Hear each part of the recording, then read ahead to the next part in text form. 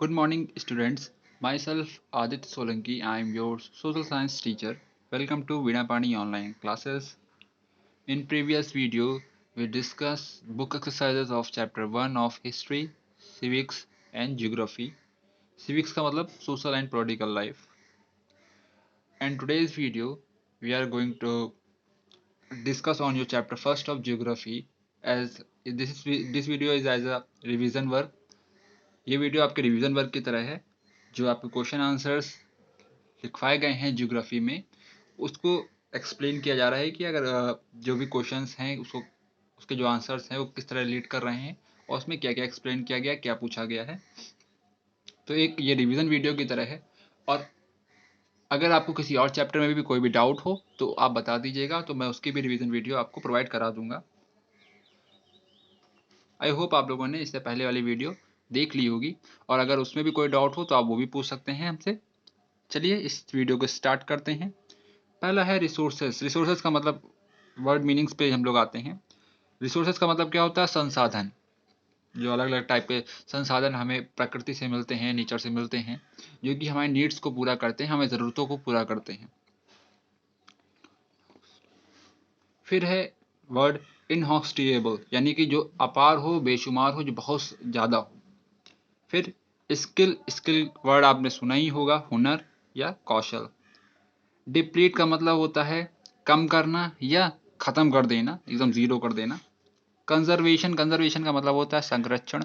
ये mostly use होता है कंजर्वेशन ऑफ रिसोर्सेज में या conservation of other natural things में। कंजर्वेशन वर्ड्स किसी चीज को बचाने के लिए या प्रोटेक्ट करने के लिए यूज होता है। हम लोग आते हैं इसके शॉर्ट आंसर्स में। Answer this questions in brief. पहला है आपका व्हाट आर रिसोर्सेज, यानी कि रिसोर्सेज क्या हैं, संसाधन क्या हैं। Resources are those thing that can be use to satisfy a human need. One line definition है इसकी। रिसोर्सेज वो चीज़ें हैं जो ह्यूमन नीड्स को सेटिस्फाई करती हैं या पूरा करती हैं, यानी कि कोई भी ऐसी चीज़ जो इंसान की जो ज़रूरतें होती हैं उसको पूरा कर, उसको क्या कहते हैं हम लोग? रिसोर्सेज। सेकेंड है what do you understand bye conservation of resources, यानी कि कंजर्वेशन ऑफ रिसोर्सेज से आप क्या समझते हैं। तो इसमें मैंने आंसर लिखवाया था आपका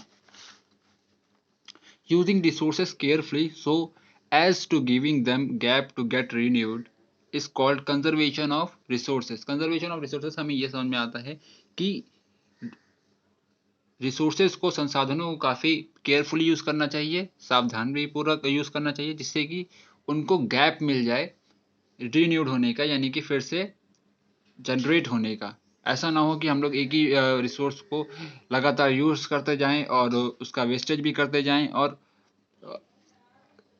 लापरवाही से उसको यूज़ करते हुए और वो ख़त्म हो जाए। तो हम लोगों को ये भी सोचना है कि हम लोग जो आने वाली जनरेशन है, यानी कि फ्यूचर जनरेशन है, वो उस चीज़ को यूज़ कर पाए और उसके पास भी इस चीज़ का विकल्प रहे।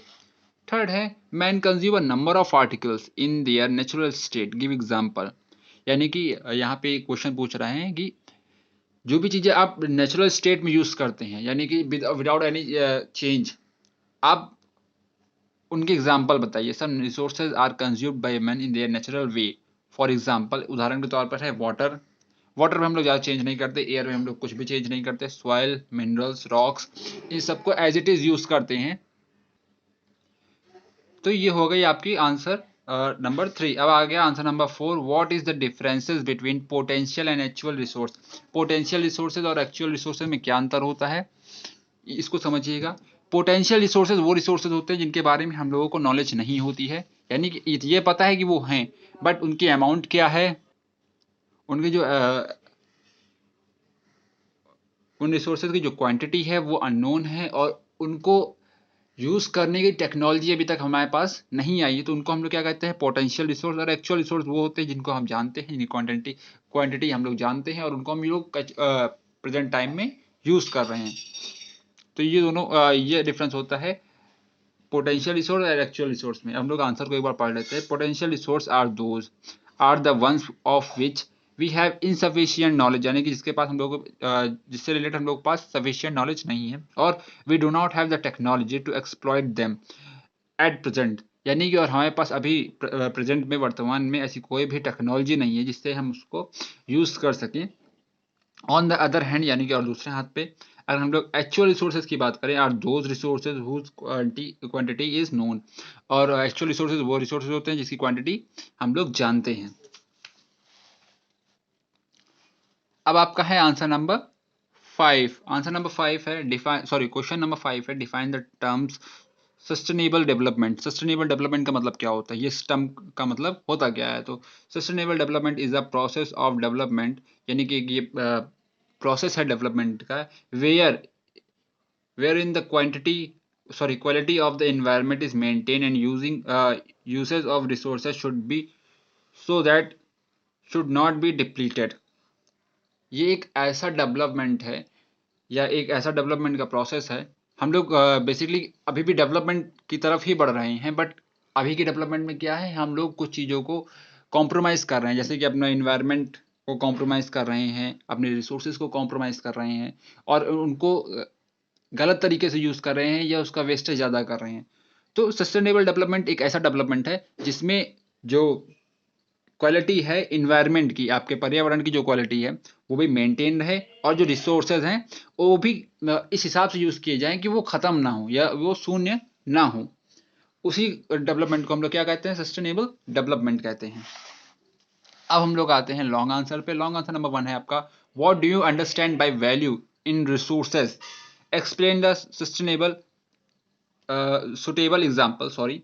तो वैल्यू, रिसोर्सेज की वैल्यू किस हिसाब से देखी जाती है, इसको समझना है। Value means word, some resources can be bought और सोल्ड और can be use to make things that can be bought और sold. Example minerals, example minerals are the examples of resources having economic value. तो किसी भी resources की economic value कब होती है, तो ये पहली वैल्यू हम लोग पढ़ रहे हैं कि किसी भी रिसोर्सेज की इकोनॉमिक वैल्यू कब होती है। इकोनॉमिक वैल्यू तब होती है जब किसी भी रिसोर्सेज को या संसाधन को हम लोग खरीद बेच सके, या उससे बनाए हुए किसी सामान को हम लोग खरीद बेच सके। जैसे कि एग्जांपल दिया गया था मिनरल्स, मिनरल्स को हम लोग डायरेक्ट भी सोल्ड कर सकते हैं, या मिनरल से कुछ बना के उसको भी हम लोग सोल्ड कर सकते हैं। तो ये किसका एग्जाम्पल है, इकोनॉमिक वैल्यू का। यानी कि इस रिसोर्सेज की कौन सी वैल्यू होती है, economic value. Human being have needs for pleasure. Mountain, waterfalls are resources. Because we enjoy their beauty, they have authentic value। या authentic value क्या होती है, किसी भी रिसोर्सेज की authentic value, किसी भी रिसोर्सेज को authentic value में तब काउंट किया जाता है जब उसको हम लोग सोल्ड या परचेज नहीं कर सकते, बस उस चीज के आनंद उठा सकते हैं। यानी कि जो आपकी नेचुरल सीन्स होते हैं, वाइब गुड वाइब्स होती हैं कुछ प्लेसेस की, जैसे कि माउंटेन्स की, वाटरफॉल्स की, और बाकी नेचुरल चीज़ों की, जो कि आपको एक प्लेजर या एक शांति और या एक सुख का आनंद कराते हैं। फिर resources such as land, air, water are essential for life. It becomes our responsibility to protect them from the pollution. So law have been passed to protect the environment. Such law have attach legal value to the resources. और कुछ resources की legal value होती हैं, जैसे कि जिनको हम लोग या जो कि हम लोगों के जीवन के लिए बहुत ही ज़रूरी होते हैं, और ये हमारी रिस्पॉन्सिबिलिटी बनती है कि हम लोग उसको प्रोटेक्ट करें।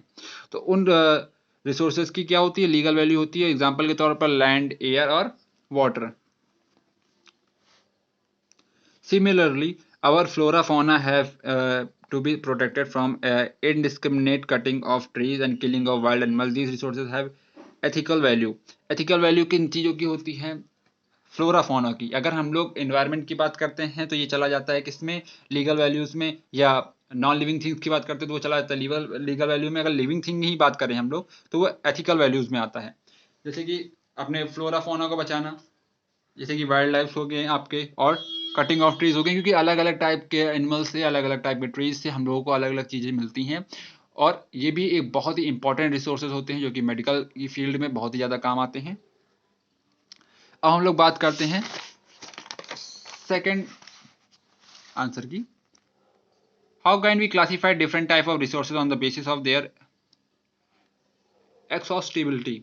यानी कि हम लोग अगर एक्सॉस्टिबिलिटी की बात करें या उसके आधार पे किस तरीके से रिसोर्सेज को बांटते हैं। दो तरीके से बांटे जाते थे, पहला है रिन्यूएबल रिसोर्सेज और दूसरा है नॉन रिन्यूएबल। तो रिन्यूएबल रिसोर्सेज कौन से होते हैं? They are sorry inhospitable or can be easily reproduced and stored. Resources like solar and wind energy are unlimited. Human activities have no effect on their quantity. Renewable resources वो होते हैं जिनकी जो quantity होती है वो अनलिमिटेड होती है और हम लोगों की कोई भी एक्टिविटी उस पर इफेक्ट नहीं करती है या उसकी क्वांटिटी पे इफेक्ट नहीं करती है। एग्जाम्पल के तौर पर सोलर एनर्जी और विंड एनर्जी ये खत्म नहीं होने वाले हैं, या हम लोग चाहे इसको जितना ज़्यादा यूज़ करें ऐसा नहीं है कि ये खत्म हो जाएंगे एक टाइम पे, इनकी क्वांटिटी अनलिमिटेड ही रहेगी। फिर हम लोग बात करते हैं नॉन रिन्यूएबल रिसोर्सेज के बारे में। These are resources that can be available in fix quantity on earth, यानी कि जिनकी क्वांटिटी अर्थ में फिक्स होती है। Non renewable resources can not be regenerated और replenished by human as they take thousand of millions years of to form. Example such resources are minerals, precious stones, fossil fuels under nuclear power resources. और non renewable वो resources होते हैं यानी कि जिनकी quantity fix होती है और या तो उनको फिर से प्रोड्यूस होने में हजारों साल का समय लगता है, तो आप कह सकते हो कि उनका प्रोसेस इतना धीमे है कि शायद फिर से वो जनरेट हो ही ना पाए। तो उन रिसोर्सेज को हम लोग किस में काउंट करते हैं? नॉन रिन्यूएबल रिसोर्सेज में काउंट करते हैं, जैसे कि प्रेशियस स्टोन हो गए, मिनरल्स हो गए, फॉसिल फ्यूल्स हो गई, ये जितने भी चीज़ें हैं वो नॉन रिन्यूएबल रिसोर्सेज में आते हैं। अब है आपका answer number 3, explain why some countries are rich while others are poor. ये एक रीज़न पूछा गया है कि कुछ कंट्रीज बहुत ही ज़्यादा अमीर हैं और कुछ कंट्री बहुत ही ज़्यादा पुअर हैं, तो उसका रीज़न क्या है? Richness of the country depends on the natural resources. जो कि रिचनेस होती है किसी भी कंट्री को, वो डायरेक्टली डिपेंड करती है नेचुरल रिसोर्सेज में, यानी कि वहाँ के प्राकृतिक संसाधनों में। It posits if a country have a large quantity of natural resources and it can use them well, that it is very likely that the country shall be prosperous country। अगर किसी कंट्री के पास बहुत ही ज़्यादा quantity में natural resources हैं और उसको वो बहुत ही अच्छी तरीके से यूज़ करती है। देखिए यहाँ पे एक टर्म यूज़ किया गया है, and it can use them well, यानी कि अगर वो अच्छी तरीके से यूज़ करती है। कुछ कंट्रीज ऐसी होती हैं जिनके पास रिसोर्सेज तो होते हैं बट वो उनको यूज़ करने के लिए उनके पास टेक्नोलॉजी नहीं होती। जैसे कि अफ्रीकन कंट्रीज कुछ ऐसी हैं जिनके पास गोल्ड का, डायमंड का बहुत ही बड़ा डिपॉजिट है बट वो उसको यूज़ ही नहीं कर पा रही हैं, तो तभी वो पुअर ही रह जाती हैं, क्योंकि आपके पास कोई भी चीज़ है अगर आप उसका यूज़ नहीं कर रहे हो तो आप पुअर ही रहोगे। और अगर कोई कंट्री उस चीज़ को बेहतर तरीके से यूज़ करती है तो ये कहा जा सकता है कि वो जो कंट्री है वो प्रॉस्पेरस होगी या समृद्धि होगी। Similarly if a country lack natural resources or it cannot be able to utilize its natural resources well, then the country might be a poor one।